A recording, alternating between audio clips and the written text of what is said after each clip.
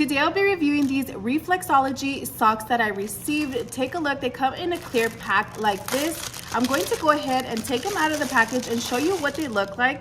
First and foremost, they do come with two tools. This one is a pointer style. So as you can see, it has a round top and then a smaller round tip at the bottom. And then I'm going to go ahead and show you the other one. And then this is the second massage tool. Take a look. It has different angles. So as you can see, it has this pointy side down here, kind of round right there. And then it's also like a flat surface on this side. So as you can see, take a look. So you are able to use it in different angles to massage your feet. So I'm gonna go ahead and show you the socks now. So you do get two pairs of socks. Here are both of them. This is actually the bottom piece.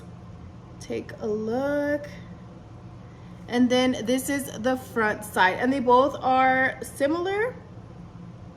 You could tell that it's the front side by this part right here. This is going to be facing up, and they both actually have it. So as you can see, they both have that, and they both have the bottom sides. I'm going to go ahead and give you a closer look. As you can see, all the letters and everything is legible on the socks.